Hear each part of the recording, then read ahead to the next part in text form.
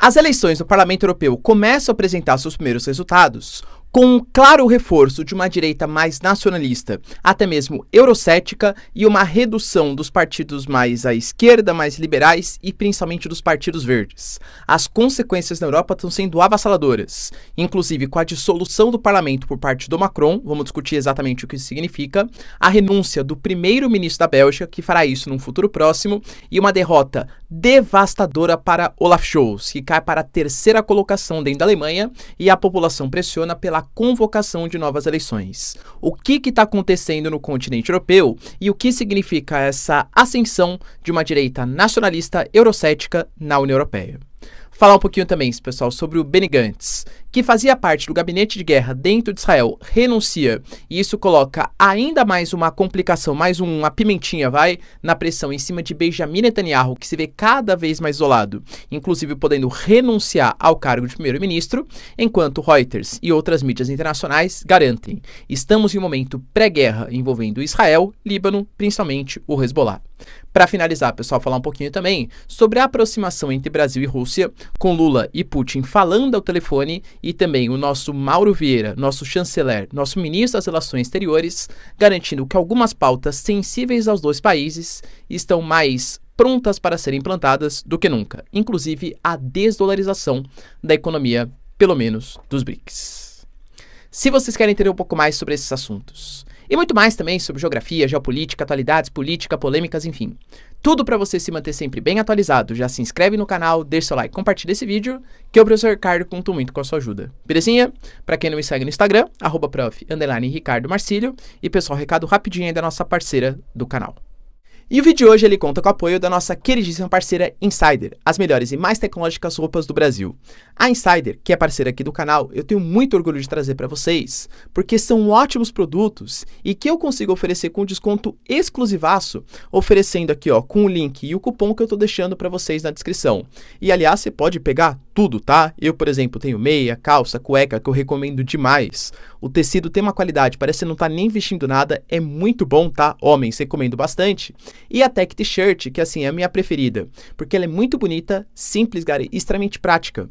Por exemplo, o tecido modal, ele faz com que o calor do seu corpo, o tecido, ele vai absorvendo o calor, trazendo uma sensação de conforto térmico. Fora que quando você coloca o calor, ele vai desamassando a camiseta, tornando muito mais prático. E você fica, vamos colocar, vai bem durante o seu dia inteiro.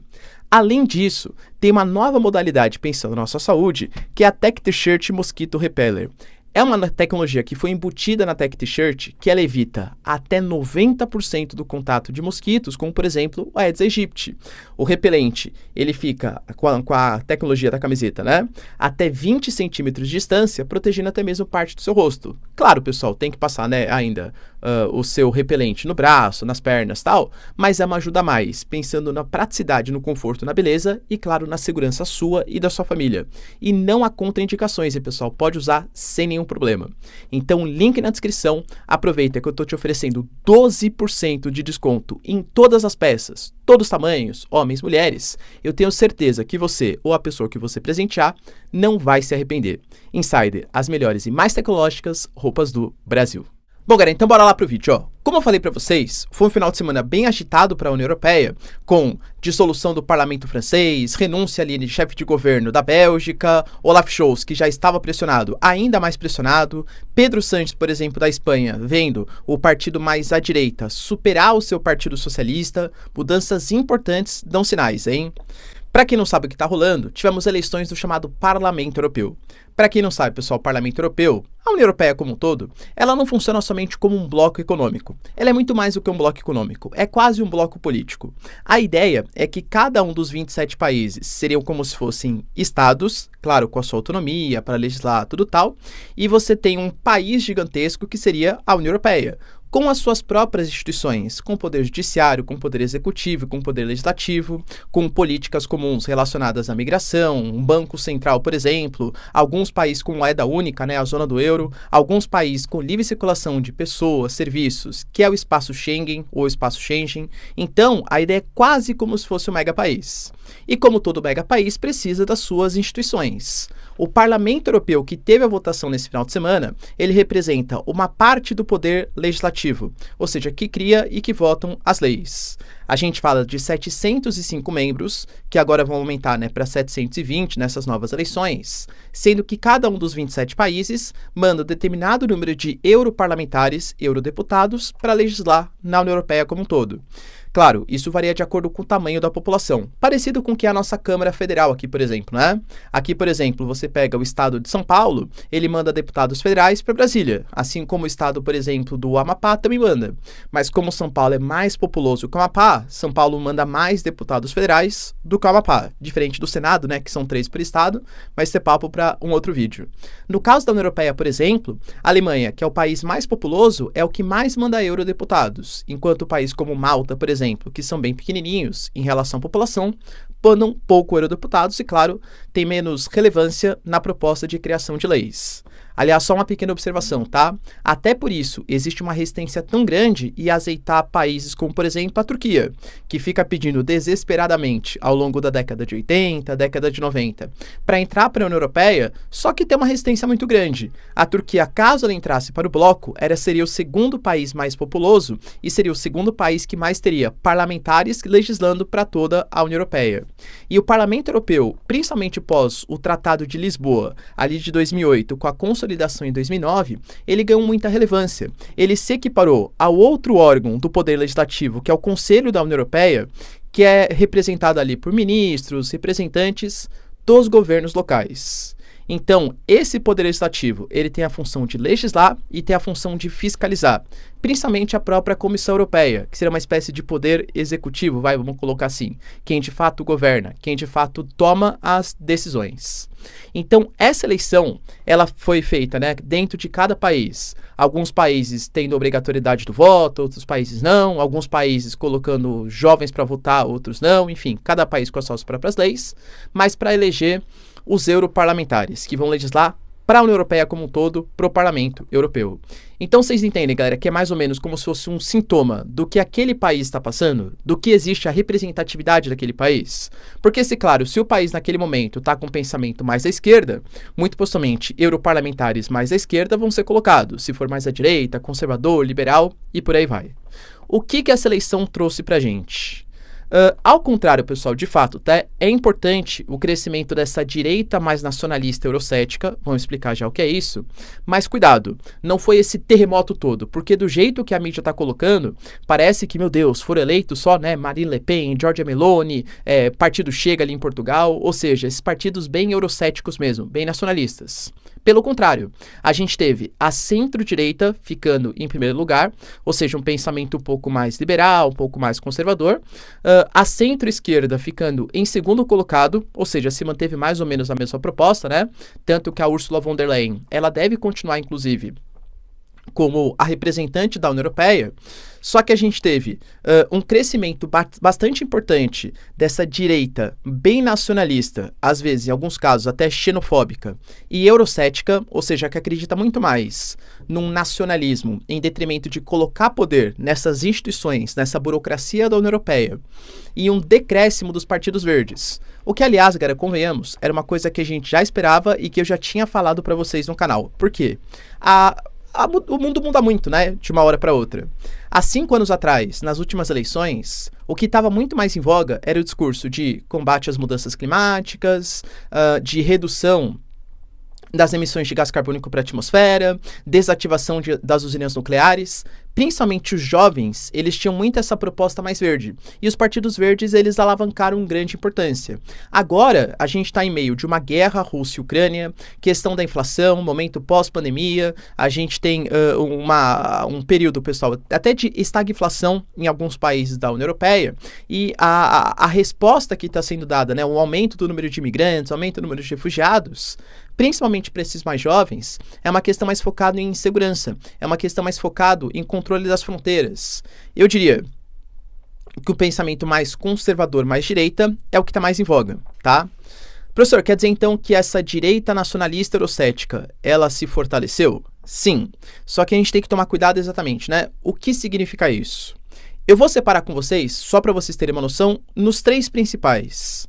Por exemplo, na Alemanha, a gente tem a AfD, que inclusive ficou em segundo colocado na Alemanha, o primeiro partido, né, foi a direita um pouco mais centro-direita, partido da ex-chanceler Angela Merkel. Em segundo, a AfD, que é essa direita mais extremo nacionalista. E só em terceiro colocado, o partido do Olaf Scholz. Cara, isso representa talvez uma derrota vexatória, né, pro Olaf Scholz. E mostra como a esquerda perdeu bastante credibilidade na Alemanha. Mas essa AfD, por exemplo, ela é vista pelos outros membros dessa direita mais nacionalista, principalmente da Marine Le Pen e também da Itália, da Giorgia Meloni, como uma direita muito extremista. Então não é muito bem aceita. Inclusive, o grande líder do partido, ele vai ser impedido de fazer parte do Parlamento Europeu, porque supostamente recebia financiamento da China, recebia financiamento da Rússia, tinha algumas associações com partidos aí, né, pensamentos extremistas da Alemanha, sabe o que eu tô falando, né, da época lá de 1945, né, até antes, enfim, tal. Pois é, tá? Então é visto como um grupo muito extremista. Não, esse não. Aí você pega, por exemplo, a Giorgia Meloni. A Giorgia Meloni, galera, com certeza conseguiu uma vitória redundante na Itália, tá? A Giorgia Meloni e o seu partido Irmãos da Itália tiveram uma direita também, né, mais anti-imigração.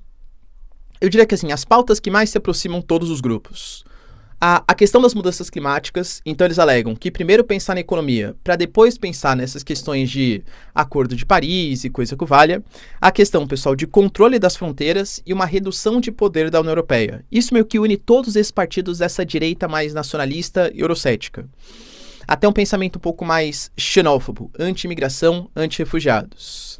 Só que, por exemplo, a Giorgia Meloni, ela é vista muito mais como uma candidata establishment, tanto que, por exemplo, ela se aliou a Ursula von der Leyen nessas eleições, do que, por exemplo, a Marine Le Pen.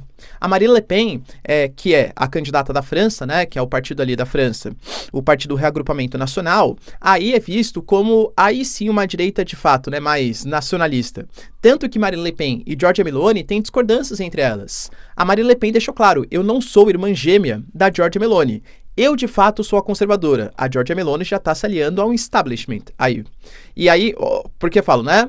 Ah, professor, e como que fica, tal? Então, esses partidos nacionalistas. Vamos pensar, por exemplo, a Giorgia Meloni, ela até rompeu com o Silvio Berlusconi, que foi um aliado importante na sua campanha eleitoral, porque o Silvio Berlusconi era mais aliado do Putin. A Giorgia Meloni faz o financiamento aí importante para a Ucrânia. A Marine Le Pen, por exemplo, não vou falar que apoia o Putin, mas não tem todo esse enfoque, como o Macron tem, por exemplo, de fazer um apoio tão irrestrito ao Zelensky. Então essa direita mais nacionalista, essa direita eurocética, que crê num poder mais dos Estados nacionais e menos poder na burocracia europeia, é mais favorável à Ucrânia ou à Rússia? Depende. A da Alemanha, a da Itália, a da Bélgica, a da Espanha, a de Portugal? Cara, não tem um pensamento nisso. Por isso que eu falei, cuidado, tá? É um sintoma forte? É um sintoma forte. Mas não quer dizer que haja um pensamento uníssono dessa, que eu tô chamando, né? Alguma mídia chama de extrema-direita, direita xenófoba, direita nacionalista, enfim, tá falando de direita nacionalista eurocética, porque para mim é o traço que une todas as direitas que aumentaram o seu poder nessas últimas eleições. Cresceram de fato, chama bastante atenção, mas cuidado, não representam o principal grupo no parlamento, claro que como eles são o maior número, vão fazer mais barulho, é claro, tá? E mostra o anseio da população europeia por isso, e foi muito focalizado em alguns países. Por exemplo, você pega os países nórdicos, Finlândia, Suécia, tal, e a gente teve resultado surpreendente para os partidos verdes, coisa que não aconteceu, por exemplo, em outros países, que eles tiveram uma queda. Então foi muito particular de cada um dos países. Não é o principal grupo, é um grupo de fato barulhento, mas também não tem um pensamento uníssono. Como eu falei, os casos que mais chamam atenção: na Alemanha, uma derrota vexatória do Olaf Scholz, só em terceiro colocado, a população alemã pode começar a pressionar também uma antecipação das eleições, é fato, ele não goza de grande popularidade, é nítido isso, tá? A esquerda alemã perdeu muita credibilidade nos últimos anos, e o caso da França, que talvez seja o mais sintomático, né? No caso da França, o Macron, para vocês terem uma noção, galera, veja o depoimento, tá? Ele fala até com uma voz meio com raiva, uma voz meio embargada. Ele dissolveu o parlamento francês. Professor, isso foi um golpe do Macron, tal. Por que ele fez isso, né? É uma situação complexa e que ainda não carece de todas as explicações. Vou passar aqui a minha visão para vocês, tá? O partido do Macron, ele teve 15% dos votos contra o Reagrupamento Nacional, que teve 32%. Cara, de novo, o Macron ficou, o partido dele, né, em segundo colocado, na Marine Le Pen em primeiro, com 32%. Foi uma diferença gritante. O Macron, quando ele justifica essa dissolução do parlamento e a convocação de novas eleições, agora para o dia 30 e o segundo turno, muito possivelmente para o dia 7, ele quis passar o recado que ele vê que o parlamento hoje francês, ele não é mais um parlamento, não é o mesmo, não é um parlamento que está representando as vontades populares. Porque se para o parlamento europeu a escolha foi essa, por que o parlamento francês hoje, mesmo com a minoria bem pequenininha, o Macron ainda consegue ter algum tipo de governabilidade? Então ele dissolveu o parlamento para que a população conseguisse colocar os seus representantes de novo. Ele acha que o parlamento hoje não representa os anseios populares. Nossa, professor, como o Macron é democrata, porque de fato não representa, mas do pensamento diferente, né? Então quer dizer que o Macron antecipou as eleições porque ele quer perder o parlamento, é isso? Porque ele é tão democrata? Cara, em política, né, nenhum político dá ponto sem nó. Eu vou passar a minha opinião, porque de verdade, se a gente for pensar de maneira concreta, foi uma jogada muito arriscada no Macron. Qual é a tendência? Se a direita da Marine Le Pen venceu no parlamento europeu, é natural que a direita também vença no parlamento francês. Então ele vai passar os 3 próximos anos como presidente, mas tendo como chefe do poder legislativo, que vai formular as leis que ele vai ter que seguir, alguém da oposição. É um pensamento arriscado, tá? Uma jogada arriscada do Macron. Vou passar a minha opinião. Esse resultado eleitoral assustou, na minha concepção, tá? O Macron e parte da população francesa que não gosta da Marine Le Pen. O comparecimento às urnas, ele foi próximo de 50%. E esse barulho que a vitória do reagrupamento nacional fez, com uma margem tão grande de diferença, chamou a atenção e, inclusive, instou protestos já na França. O que eu acho que o Macron está apostando?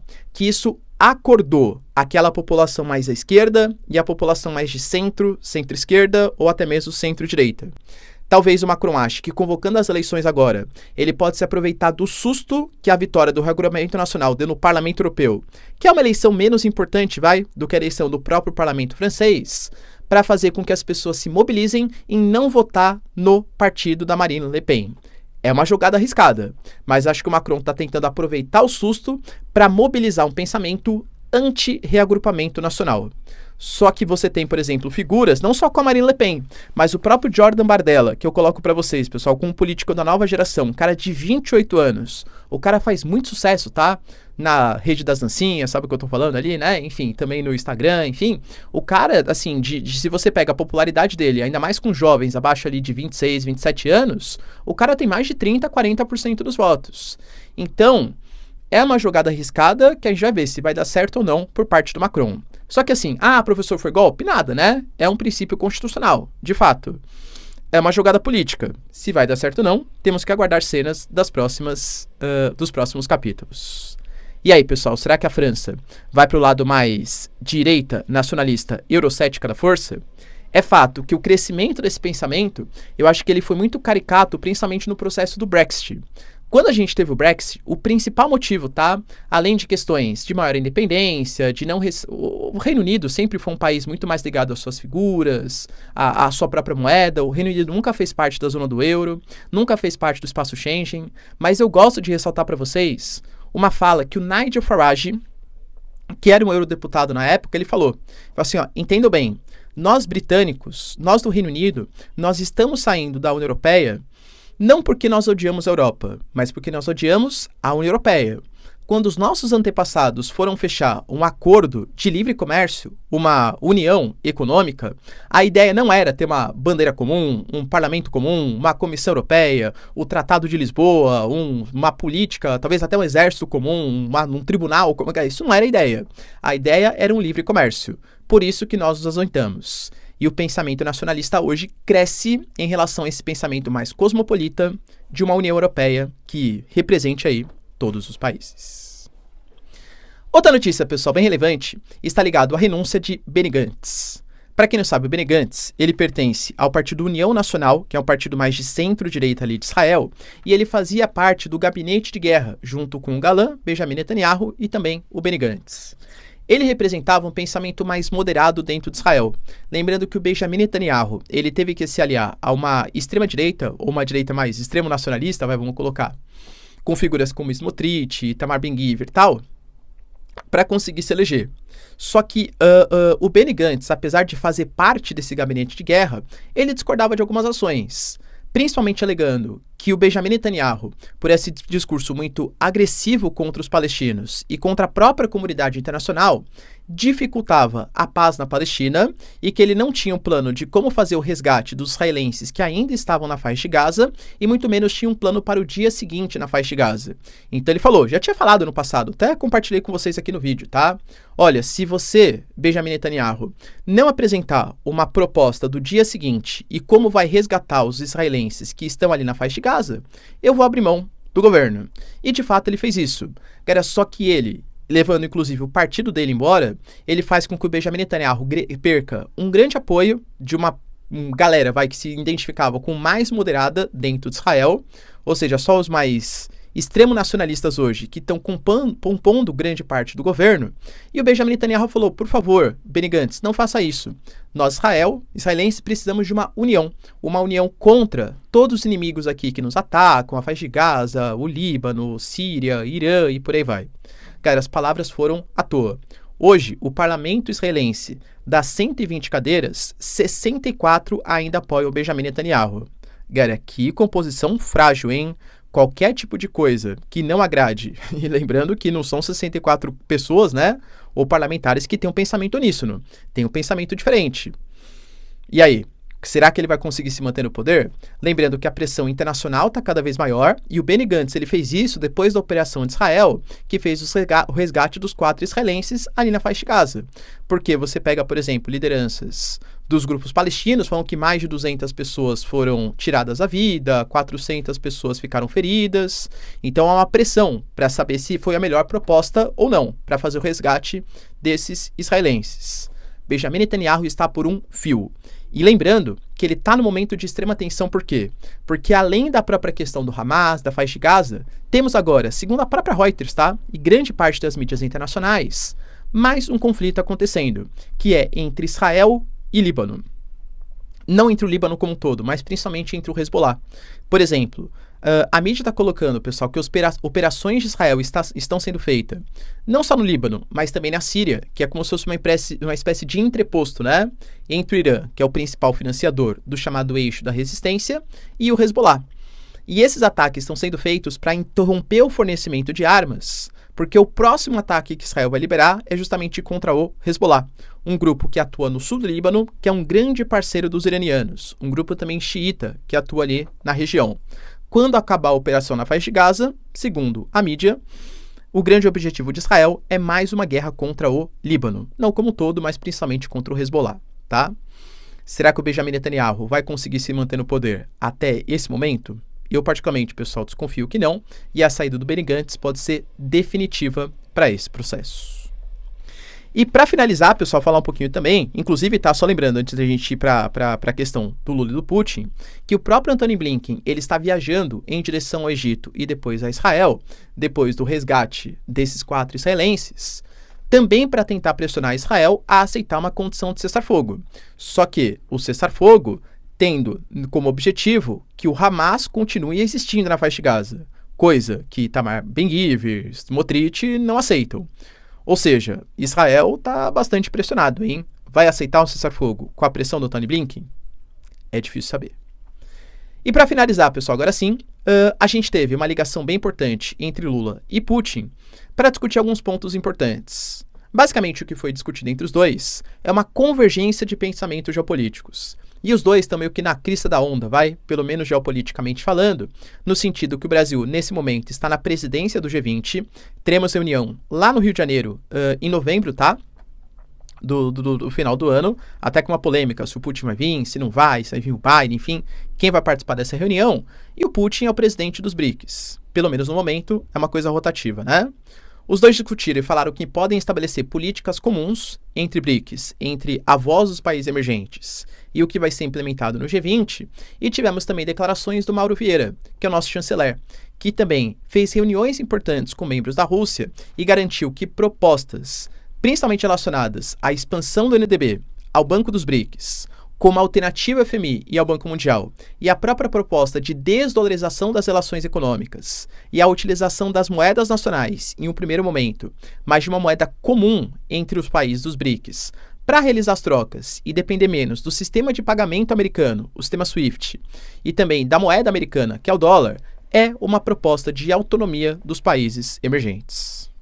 Parece que geopoliticamente e economicamente o Brasil cada vez mais converge para o lado BRICS da força. E aí, pessoal, você concorda com isso? Deixa aí nos comentários, quero saber sua opinião. No mais, pessoal, se vocês curtiram o vídeo, tamo junto, beijos, abraços e tchau, tchau.